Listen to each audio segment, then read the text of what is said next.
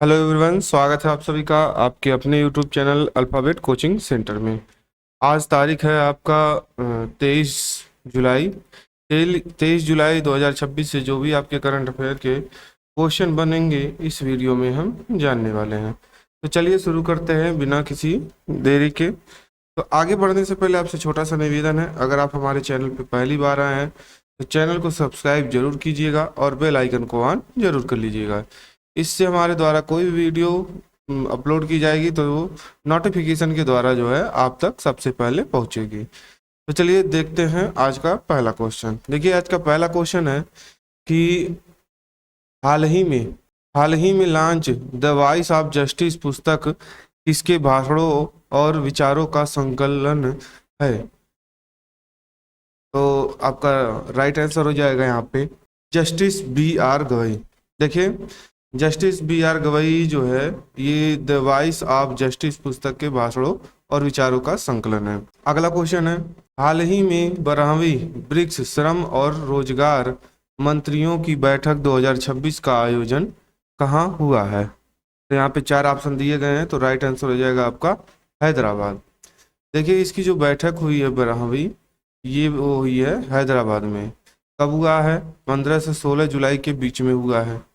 अध्यक्षता इसका जो है कौन किया है?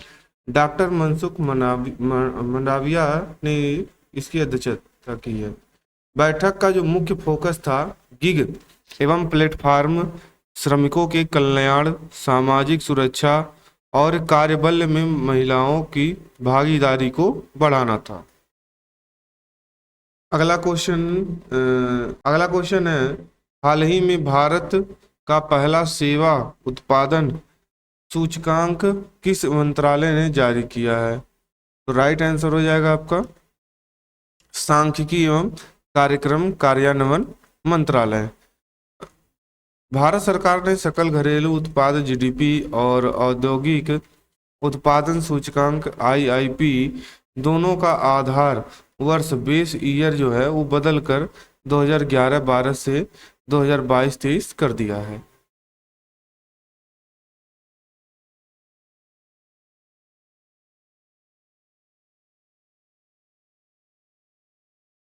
भारत सरकार ने पहली बार सेवा उत्पादन सूचकांक जारी किया है। आईएसपी क्या है? यानी इंडेक्स ऑफ सर्विस प्रोडक्शन। देखिए आईएसपी एक ऐसा मासिक सूचकांक है जो बताता है कि सेवा क्षेत्र में उत्पादन और कामकाज कितना बढ़ा या घटा है। जैसे होटल, रेस्टोरेंट, परिवहन, व्यापार, रियल एस्टेट, प्रशासनिक सेवाएं, इन क्षेत्रों में काम बढ़ा या घटा। यह आईएसपी से पता चलता है।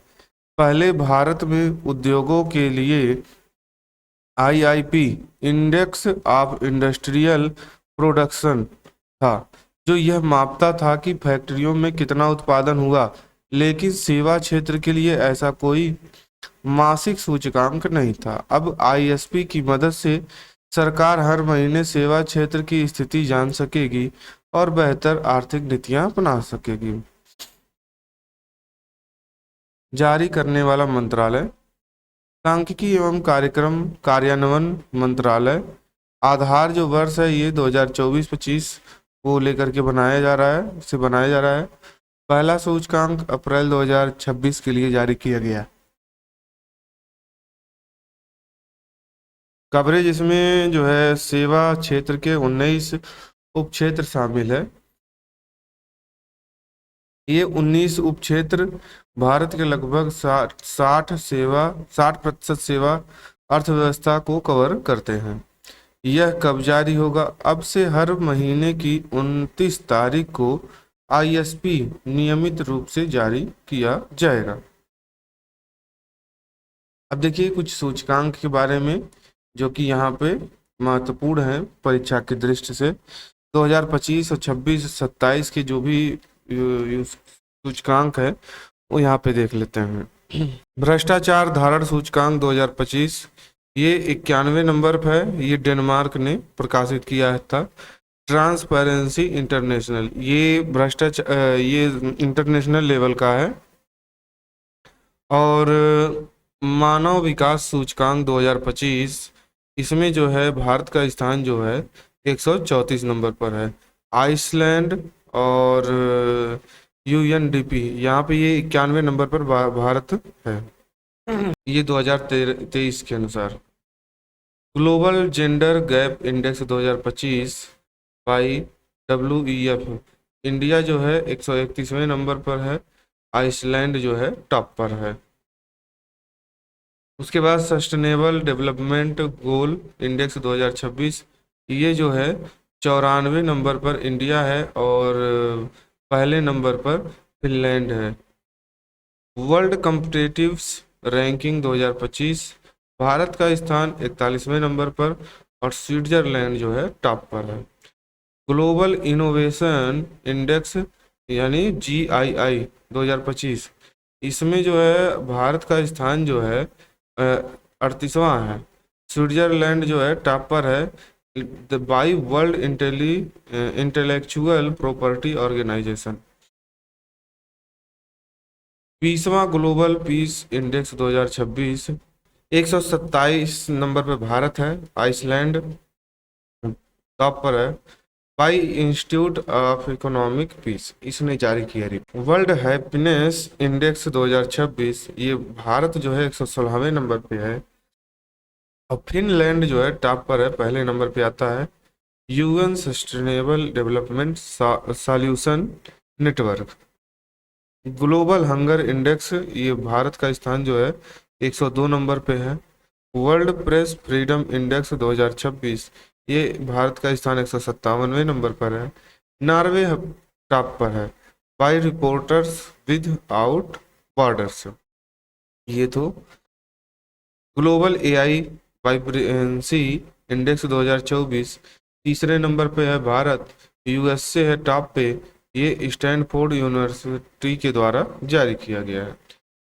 एशिया पावर इंडेक्स 2025, भारत का स्थान तीसरे नंबर पे है और USA जो है टॉप पर है, ये लोवी इंस्टीट्यूट के द्वारा आयोजित किया, मतलब ये लॉन्च किया गया है, ये ऑस्ट्रेलिया में पड़ता है।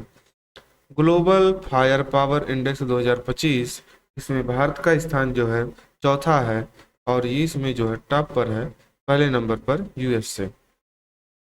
ग्लोबल टेररिज्म इंडेक्स 2026, ये भारत का स्थान 33वां है, ये पाक में और institute of economics and peace. Global gender gap index 2025, ये जो है WEF, इंडिया का स्थान जो है 131वां है और ये आइसलैंड में जो है टॉप पर है, आइसलैंड जो है वो टॉप पर पहले नंबर पर।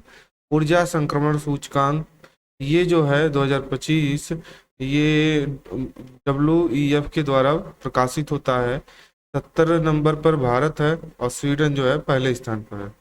IQ एयर ने 2025 की विश्व वायु गुणवत्ता रिपोर्ट में जो सबसे प्रदूषित देश है, ये जो है पाकिस्तान है, उसके भारत जो है 6वें नंबर पर आता है।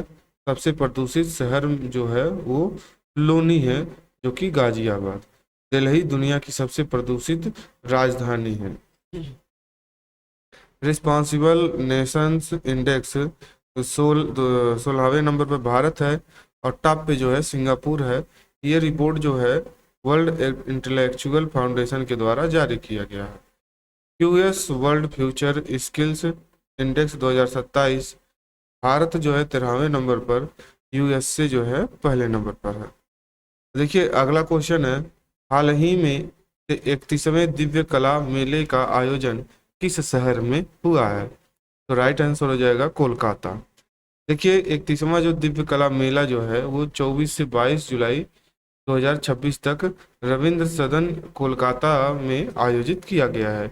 इसका उद्घाटन जो है केंद्रीय सामाजिक न्याय और अधिकारिता मंत्री डॉक्टर वीरेंद्र कुमार ने किया है।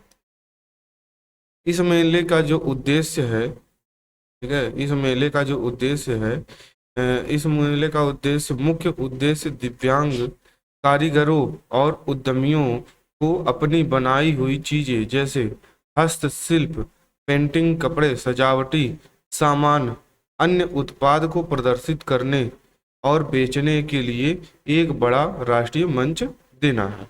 पहली बार ये जो है इस मेले का आयोजन जो है केंद्र सरकार और पश्चिम बंगाल सरकार ने मिलकर किया। इससे दिव्यांग लोगों को रोजगार, आत्मनिर्भरता और अपनी कला को पहचान दिलाने का अवसर मिला है इसमें। अब देखिए कुछ मेले हैं जिसके बारे में जानना चाहिए और ये बहुत ही जरूरी है, परीक्षाओं में मेले से संबंधित क्वेश्चन पूछे जाते हैं। देखिए अंतर्राष्ट्रीय सूरजकुंड मेला जो है ये हरियाणा में फरीदाबाद में आयोजित होता है। सरस मेला जो है जम्मू कश्मीर में, गंगा सागर मेला पश्चिम बंगाल में, माघी मेला पंजाब में, माघ मेला प्रयागराज में, झिंगा मेला पंजाब में, मक्खी मेला राजस्थान जो कि सीकर में होता है, गोल मेला जगन्नाथ मंदिर उधमपुर में, और श्रावणी मेला देवघर झारखंड में, हेमसी गोम्पा मेला लद्दाख में, अम्बुबाची मेला असम में, मेदराम जात्रा मेला तेलंगाना। कुंभ के बाद जो है ये दूसरा बड़ा मेला होता है। कुंभ मेला हरिद्वार, प्रयागराज, उज्जैन, नासिक 4 स्थानों पे लगता है।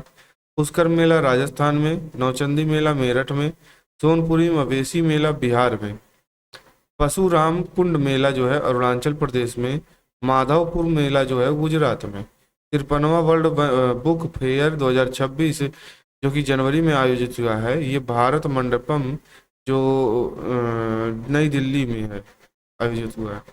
गेस्ट ऑफ ऑनर कंट्री जो है कतर, और फोकस जो रहा है कंट्री वो स्पेन रहा है। खीर भवानी मेला ये आपका जम्मू कश्मीर में। हाल ही में भारत की पहली अंतरिक्ष अन्वेषण गैलरी कहाँ स्थापित की गई है? तो राइट आंसर हो जाएगा आपका भोपाल। देखिए भोपाल में भारत का पहला एलगी ट्री लगाया गया है। यह कोई असली पेड़ नहीं है बल्कि एक खास मशीन है जो हवा को साफ करने में काम आता है। भारत नौसेना ने कहा नौसेना सेलिंग नोड का उद्घाटन भोपाल में, और देश का पहला ई कचरा क्लिनिक बनेगा भोपाल में। यहाँ पर देख सकते हैं ये आर्ट गैलरी है।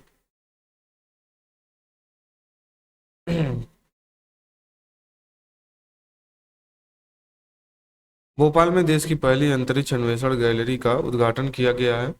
कि केंद्रीय संस्कृति एवं पर्यटन मंत्री गजेंद्र सिंह शेखावत ने इसका उद्घाटन किया है। मध्य प्रदेश की राजधानी भोपाल के क्षेत्रीय विज्ञान केंद्र में बनाई गई है। किसने बनाया है इसे? राष्ट्रीय विज्ञान संग्रहालय परिषद NCSM और भोपाल जिला प्रशासन ने मिलकर तैयार किया है। इस गैलरी में क्या खास है?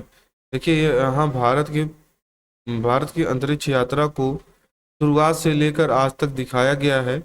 प्राचीन भारतीय ज्ञान जैसे नासदी सूक्त से शुरुआत, फिर आर्यभट्ट, चंद्रयान, गगनयान और आदित्य यलमन जैसे आधुनिक अंतरिक्ष मिशनों की जानकारी दी गई है। यहाँ क्या क्या अनुभव मिलेगा? देखिए स्पेस फ्लाइट सिम्युलेटर, ऐसा अनुभव जैसे आप अंतरिक्ष यान में सफर कर रहे हो। स्पेस वॉक, अंतरिक्ष में चलने जैसा अनुभव। 3D ग्रहों का दृश्य, और ग्रहों और अंतरिक्ष को त्रिआयामी रूप में देखने का मौका मिलेगा। देखिए गैलरी का जो उद्देश्य है लोगों में विज्ञान के प्रति रुचि बढ़ाना और छात्रों में वैज्ञानिक सोच विकसित करना, अंतरिक्ष और भारत के अंतरिक्ष कार्यक्रमों की जानकारी आसान तरीके से देना, ये जो है इसका उद्देश्य है। अब देखिए हाल ही में शुरू किया गया नालम टीएन पोर्टल किस राज्य सरकार की पहल है? यह है तमिलनाडु राज्य सरकार की। 14 जुलाई 2026 को तमिलनाडु के मुख्यमंत्री सी जोसेफ विजय ने नालम टीएन नाम का एक नया ऑनलाइन पोर्टल लॉन्च किया है। देखिए इसका क्या उद्देश्य है?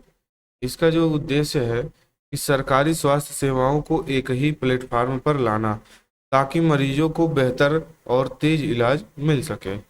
इसका देखिए मुख्य सुविधा क्या है? व्हाट्सएप से OPD अपॉइंटमेंट, मरीज अब अस्पताल जाने से पहले व्हाट्सएप के जरिए डॉक्टर की ओपीडी अपॉइंटमेंट बुक कर सकते हैं। इससे लंबी लाइन में खड़ा नहीं होना पड़ेगा। चिकित्सा उपकरणों का प्रयोजन, देखिए कोई भी व्यक्ति, संस्था या कंपनी अस्पतालों के लिए चिकित्सा उपकरण दान या स्पॉन्सर कर सकती है। यह पूरी प्रक्रिया पारदर्शी रहेगी। डिजिटल स्वास्थ्य सेवा, स्वास्थ्य सेवाएं अधिक आसान, तेज और डिजिटल। तमिलनाडु की राजधानी चेन्नई है और इसके जो मुख्यमंत्री हैं जोसेफ विजय हैं। गवर्नर राजेंद्र विश्वनाथ अर्लेकर है। राजकीय पशु जो है नीलगिरी तहर है। पक्षी, राजकीय पक्षी जो है एमरोल्ड डो है। वृक्ष ताड़ है। पुष्प ग्लोरियस लिली है। यहाँ की जो है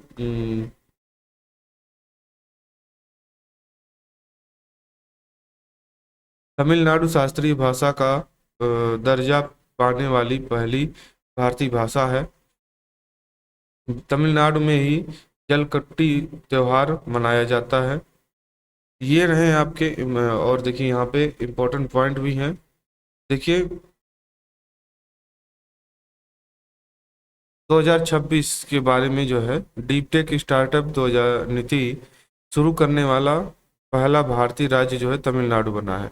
ये तमिलनाडु के बारे में बताया गया है जो कि 2026 के लिए बहुत ही इम्पोर्टेंट है। तमिलनाडु ने नमक्कल जिले के कोल्ली हिल्स में स्थित आरियूर 16 वन में राज्य का पहला डार्क स्काई पार्क स्थापित किया है। तमिलनाडु के अरियाकुड्डी शिवगंगा जिले के सरकारी स्कूल के 13 छात्रों ने 600 ग्राम का पिकोसेट मिनी सैटेलाइट बनाया।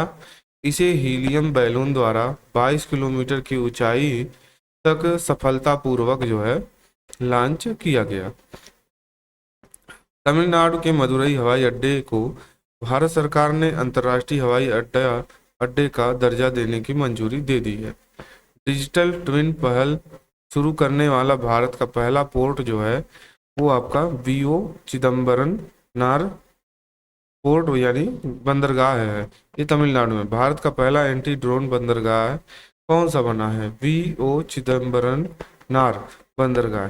2025 के लिए 60वां ज्ञानपीठ पुरस्कार जो है आर वैरामुथु तमिलनाडु में। फ्लोटिंग लिडार वॉइस सिस्टम क्या है? देखिए फ्लोटिंग लिडार वॉइस सिस्टम समुद्र में तैरने वाला आधुनिक उपकरण है जो हवा की गति और दिशा को मापता है। इसे भारत के national institute of ocean technology Chennai में विकसित किया गया है। इसका परीक्षण तमिलनाडु के मोटम बीच के पास किया गया। लिडार का फुल फॉर्म है light detection and ranking. Meenakshi मंदिर मदुरई में है। मदुरई किस नदी के किनारे बसा है? वेंगड़ नदी के किनारे। राष्ट्रीय बाघ संरक्षण प्राधिकरण के 29वीं बैठक जो है कोयम्बटूर में, और भारतीय वन्य जीव संस्थान की 28वीं सोसाइटी बैठक कहाँ हुई है? कोयम्बटूर में हुई है। कामराजार बंदरगाह है। पहले इन्नोर बंदरगाह के नाम से जाना जाता था, लेकिन चेन्नई में अब जो है ये कामराजार बंदरगाह जो है नाम से जाना जाता है। तमिलनाडु के कोरोमंडल तट पर ये स्थित है। यह बंदरगाह की समुद्र से गहराई बढ़ाकर 18 मीटर कर दी गई है। अब यह 18 मीटर ड्राफ्ट वाला भारत का दूसरा प्रमुख बंदरगाह बन गया है। विशाखापत्तनम बंदरगाह इस क्षमता वाला भारत का प्रमुख बंदरगाह है। ये रहे आज के करंट अफेयर के बहुत ही महत्वपूर्ण क्वेश्चन। मिलते हैं अगले वीडियो में, तब तक के लिए थैंक्स फॉर वॉचिंग।